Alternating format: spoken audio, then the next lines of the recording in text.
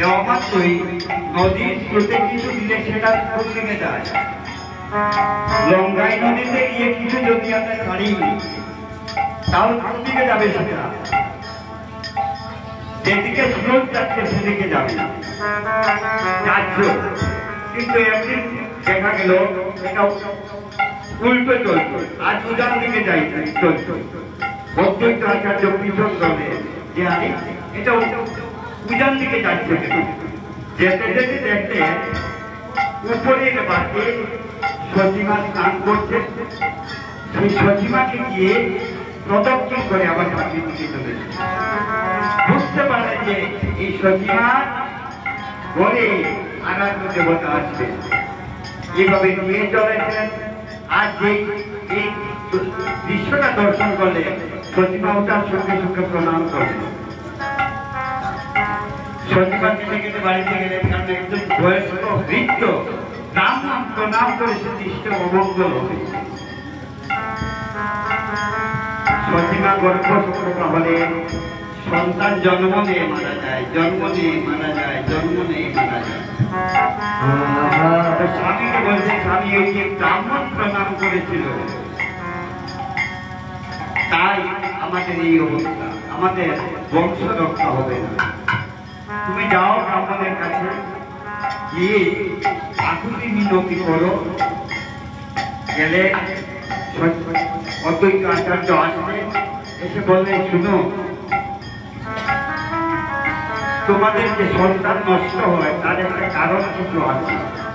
আমি একটা মন্ত্র শিখিয়ে দিই, আর সেই মন্ত্রটা তুমি জপ করবে, তাহলে আর সন্তান হবে না। কর্ণে কে দিলেন বীজ, যে বীজটা দিলে এখন সম্পর্ক হলো অদ্বৈত আচার্য গুরু, সীতারা এত সচিকা করে নি শিষ্যা জপ করে। আরো কিছুদিন গেল, আবার একদিন এইভাবে অল্প পূজার দিকে ছুটেছে, আগে গিয়ে আবার পূজার পাখি সচিমাকে প্রদক্ষিণ করে বাকি আজও আবার প্রণাম করেছেন অদ্বৈত আচার্য। এবার তো সচিমা প্রায় আগে ব্রাহ্মণ প্রণাম করলো, কত মঙ্গল করলো। এবার তো শুধু ব্রাহ্মণ না, এই ব্রাহ্মণ তো এখন আমার গুরু, গুরু হয়ে শিষ্যকে প্রণাম করছে, তাহলে কি হতে পারে? খেতে খেতে বাড়িতে আসলে মন খুব খারাপ হয়ে গেল। ধীরে ধীরে আবার মা গর্ভশক্রতা হলে সেই গর্ভে অবতীর্ণ হলেন গৌরসূত্র। কিন্তু গৌরসুন্দর যদি উদয় হলে সমস্ত নদিয়া নগরে আনন্দ, কিন্তু দেখা যায় যার গৃহে উনি জন্ম নিয়েছেন সেই করে আজ আনন্দ নেই, সেই ঘরটা নিরাম। মা কান্নাকাটি করছে, পিতা কান্নাকাটি করছে। কেন? একটা সন্তান জন্ম নিলে তো আনন্দ হবে, সবাই কাঁদছে। কেন কাঁদছে? এই জন্য এই সন্তান দুটা নয়ন বন্ধ করে আছে, নয়ন করে তাকাচ্ছেও না, কিছু খাচ্ছেও না। সচিবা জগন্নাথ কৃষ্ণকে বলছেন, স্বামী আবার যাও, এই সন্তান বাঁচবে না।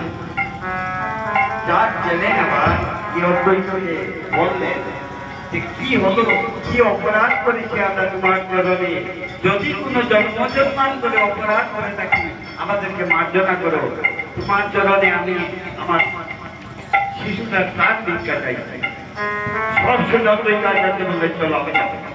আসলেন, এসে ঘরে প্রবেশ করলেন, দরজা বন্ধ, সবাইকে বের করেছে, দরজাটা বন্ধ করলেন। ঘরে বলছেন, প্রভু গো, এত কষ্ট নিয়ে তুমি আসলে,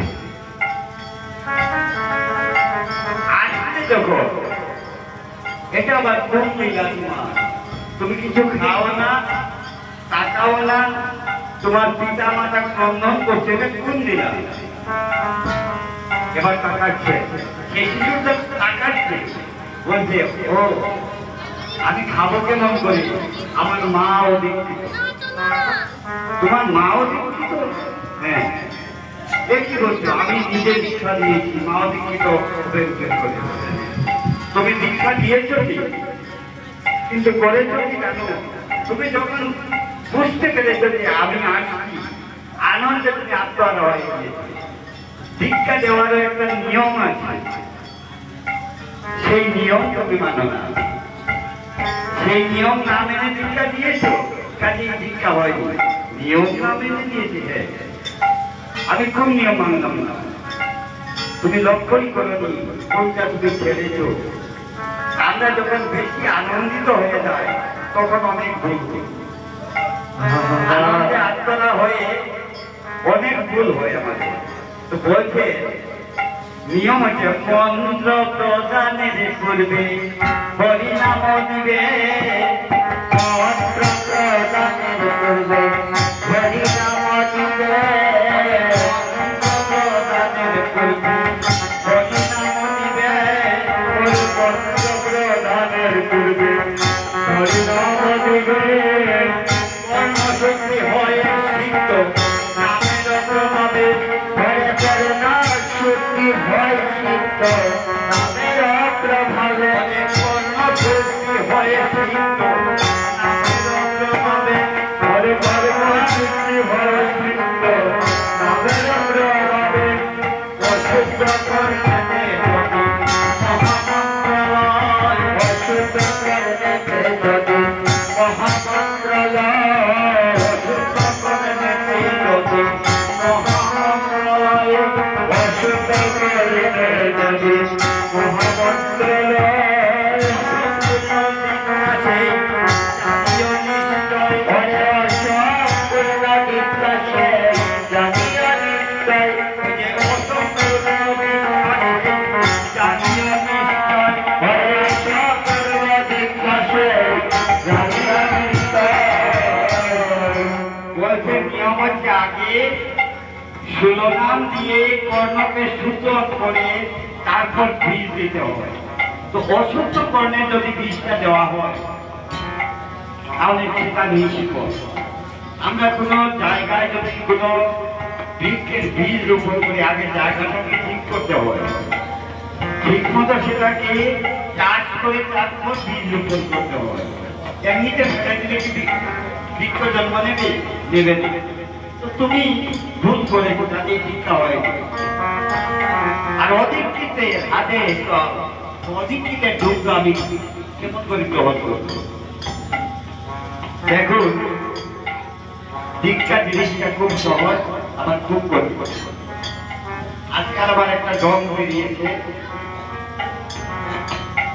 আজকাল আবার এক ডং বেরিয়েছে, জানি না এই আসলে কেউ আসবে কিনা। চৈতন্য মন্ত্র কেউ নিয়েছেন এই আসলে আছেন কেউ? মনে হয় নাই। এক দল বেরিয়েছে চৈতন্য নাকি নিতে হয়, চৈতন্য মন্ত্র না নিলে নাকি সাধারণ বিজন হয় না। এরা আবার কিছু বাবাজির মানুষকে ভুল ভ্রান্তি বুঝিয়ে চৈতন্য দিয়ে নানান প্রকৃতি আশ্রয় নেয়।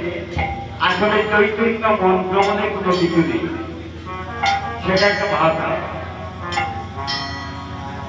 এই ভাবনার মাধ্যমে আজকাল এই দীক্ষাটা চলছে।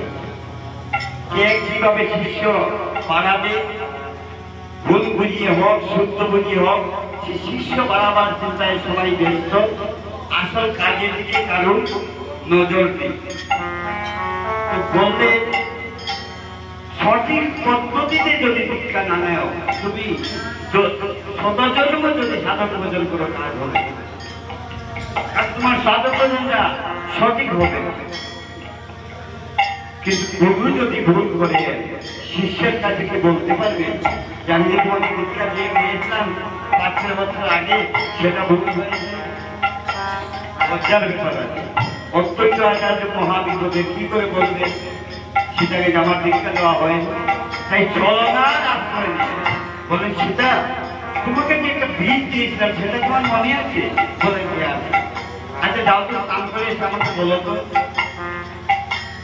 সীতাটাকে নিয়ে এসে বীজটা অন্য কারো কাছে বলতে নেই, গুরুকে দিয়েছে, শুধু গুরুর কাছে বলা যায়, আর কারো কাছে।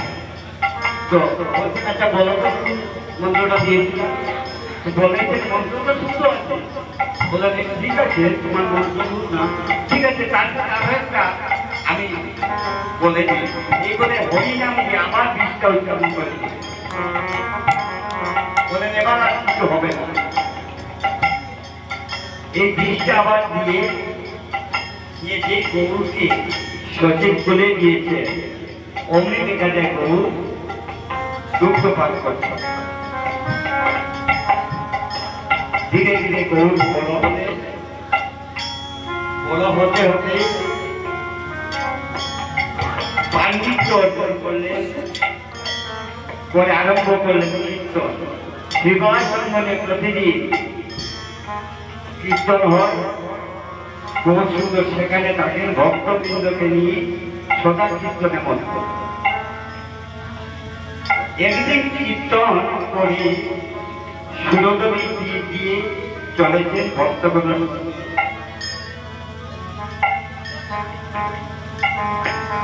আমরা আজ উত্তর দুষ্ট পালায় শুনেছি যে বহু সুরধনী দিয়ে কীর্তন করে করে যাচ্ছে তো এই কীর্তনের ধ্বনিটা নদে নাগরিকে বর্ণিকে পড়েছে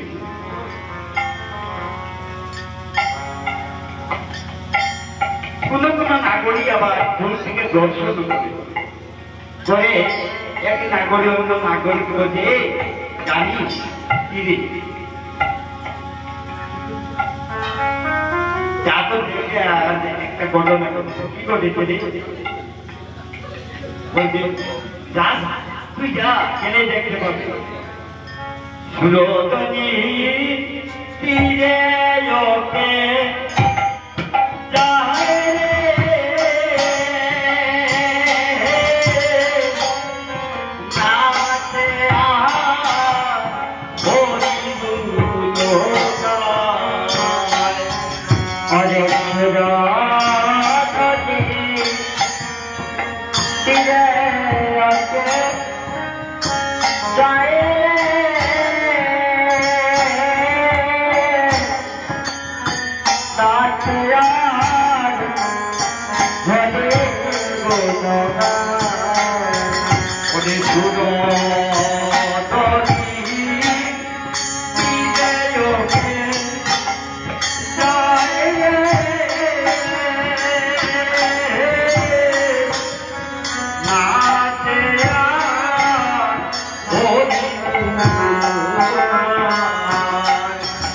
Hare Krishna, Hare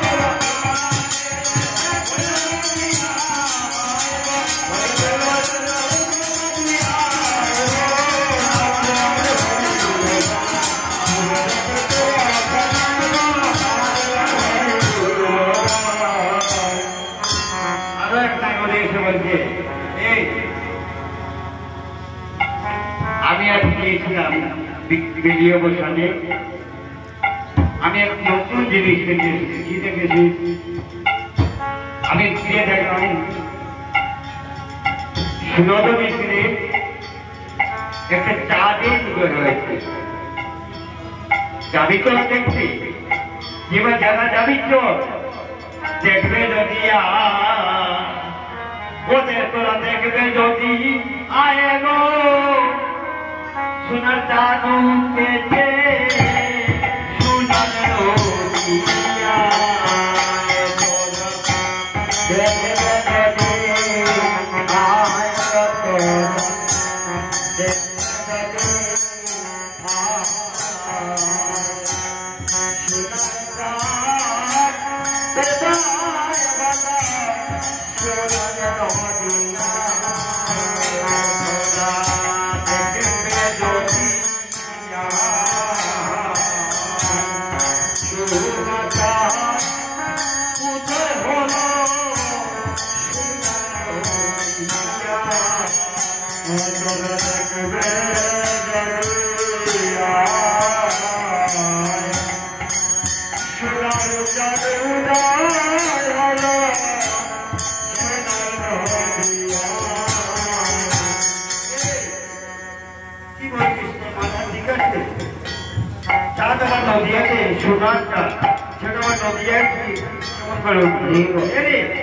আমি দেখেছি সুরদমি দিয়ে একটা সোনার চাঁদ বলছে না না তুই মিথ্যা বলছো। ওই নাগরিক বলছে না না মিথ্যা বলছি আমি সত্যি বলছি। আরেকটা যদি বলছে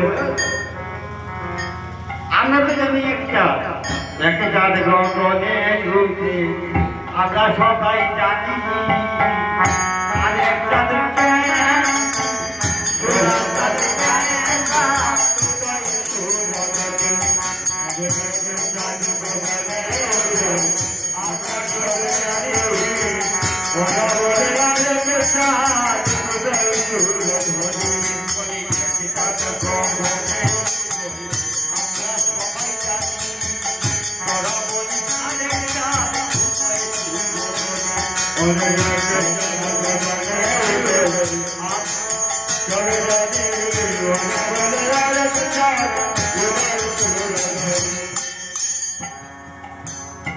কি বলছি আমরা তো জানি একটা আরেকটা থেকে আসবে বলতে না আরেকটা আর সুরজগতে যে সত্যি কথা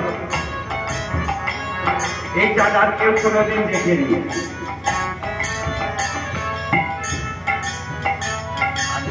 সত্যি আসলে হয়তো গরিবের রূপটা এমন এক রূপ, সোনার মতন। আর এই সোনার মতন রূপ দেখে দূর থেকে মনে হয় যেন একটা চাঁদের উদয় হয়েছে। নদীয়াতে চাঁদের উদয় দেখবে নদিয়া,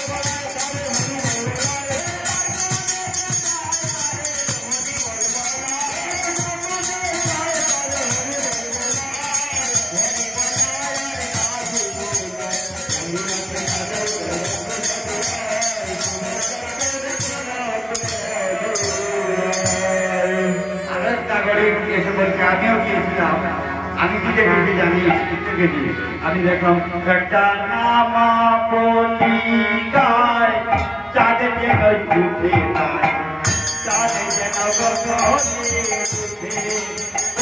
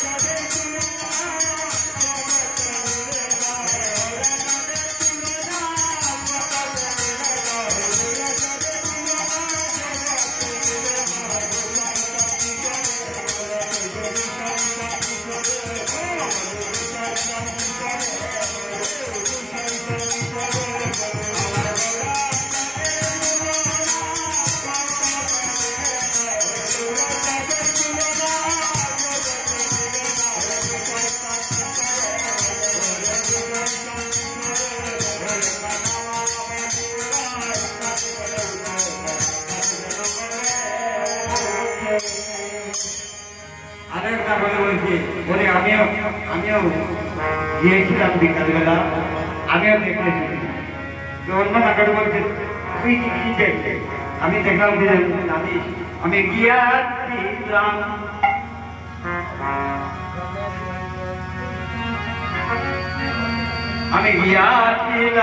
জলে